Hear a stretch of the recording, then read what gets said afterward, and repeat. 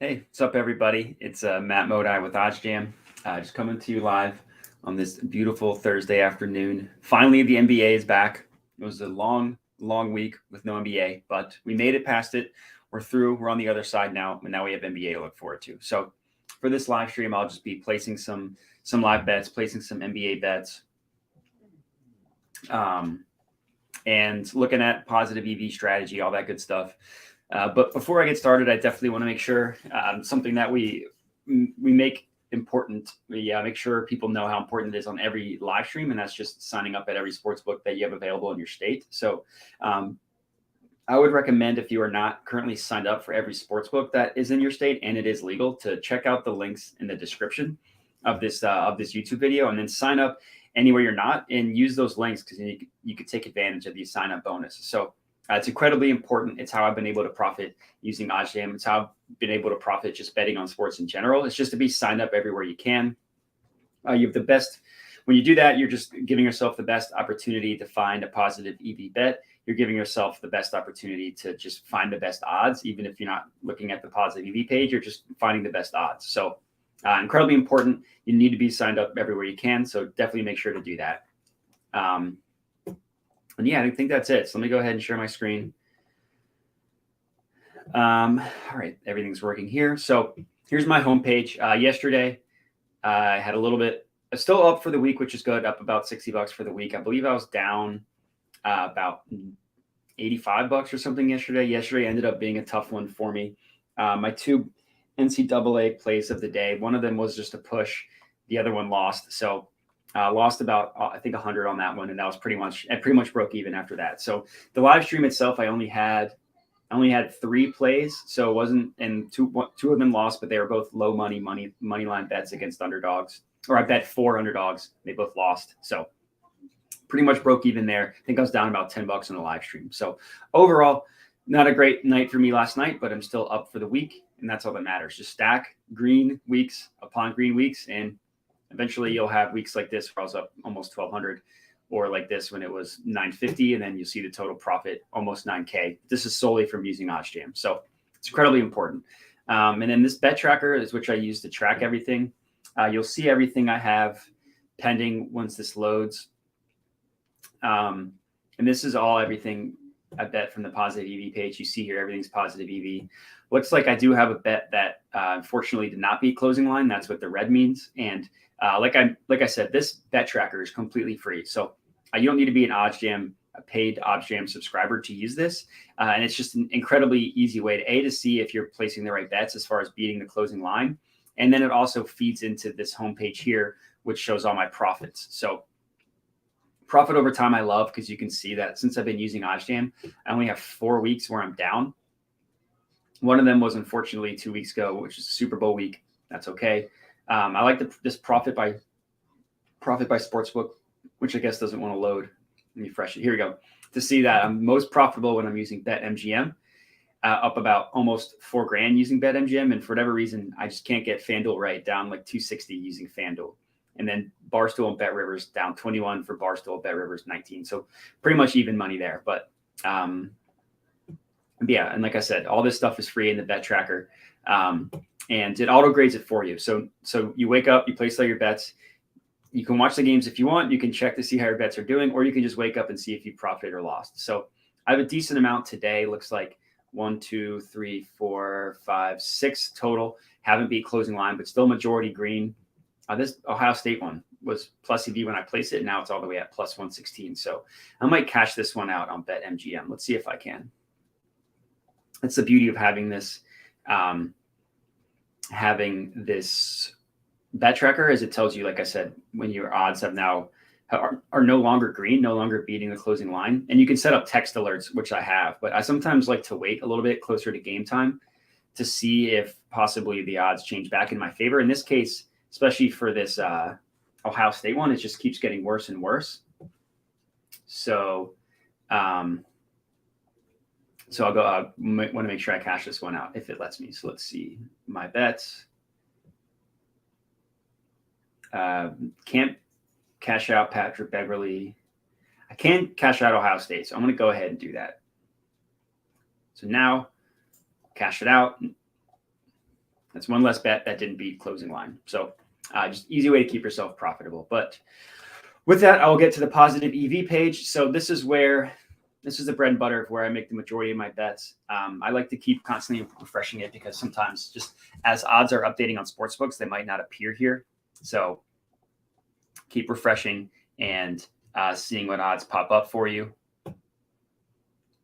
And so the way this works is the percentage is just the percent positive expected value. The higher the percent basically means the difference between the line you're getting it on a sports book. So in this case, it looks like the plus EV plays with Caesars and what the OddsJam perfect line, which is the sharpest sportsbook out there, prices it at. So the higher this number, the bigger difference between the two.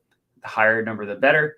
But the one thing to look out for when you are positive EV betting is to look at the market width. So we calculate market width by looking at the OddsJam perfect line and just subtracting the two numbers. Well, in this case, since it's a plus and a minus, you subtract the two numbers. And what market width is, it's just a way for the OddsJam perfect line, the sharpest sportsbook out there, to show confidence in the line. So the smaller the number, the closer these two numbers are together, the better. So in this case, it's a very wide market.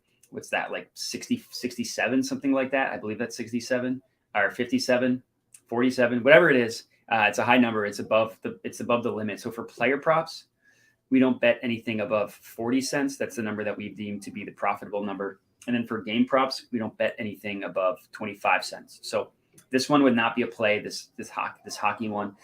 So when it's, like I said, when it's a plus and a minus, you just subtract the two numbers together.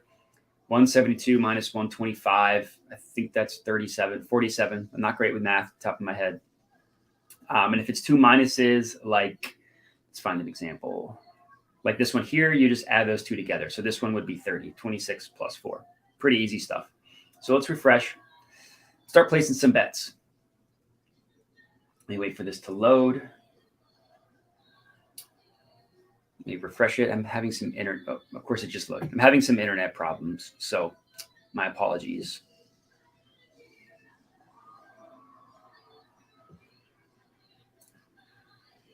Yeah, I know my internet connection is saying that it's slow.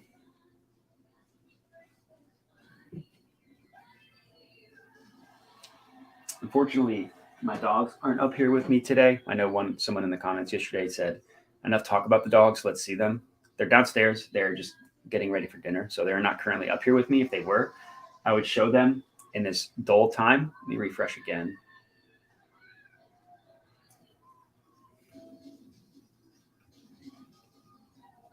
And if I just keep having internet issues, I might have to restart and go live again sometime tonight.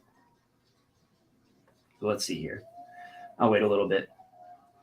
Here we go. Perfect. All right. So this Al Horford assist one, this is going to be a play. I believe I took Al Horford assist. Let me open this in a different tab, although it might not load.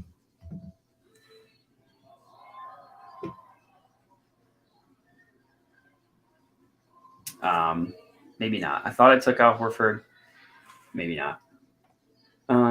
Okay. So the plays on Al Horford under 2.5 assists. This one is 12 cents in market width. So the OddsJam perfect line prices it at minus 112. Using Caesars, we are getting it at plus 140. That's an insane 18% positive expected value. So my calculator is telling me to put 130 bucks on it. I'm not going to quite do that. Let me refresh it, make sure this play is still live while I'm fetching this one on while I fetch this one on Caesars Sportsbook.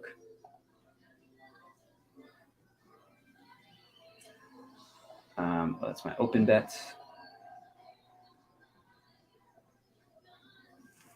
So I'm not going to quite put the amount of money on it. And I max out my my bets, especially with player props, at 100, just because I don't like to put more than that on a player prop, just because they're a little more the variance is higher with player props. So I cap myself at 100. So this Al Horford under assists will just end up being, so the odds are still there. So yeah, this one's still a play. So I'm going to go ahead, instead of putting the whole whopping 130 on it, just do the 100 and go ahead and add this to my bet tracker. So all you need to do To add it, you just click this little plus button. All the information populates for you. All you need to do is just put the amount, or just make sure you're putting in what side you're betting on. So in this case, I bet on the under, and it was on Caesars. Everything else auto-populates. So in situations like this where there are two sports books, it's just important to make sure that you put in the correct one. So like if I open this one, or sorry, go to add it, auto-populates to bet MGM. So if I bet it on Caesars, I'll just have to type it in here. Pretty simple stuff. Let me refresh this again. And looks like that Al Horford one went away. My guess is the odds changed.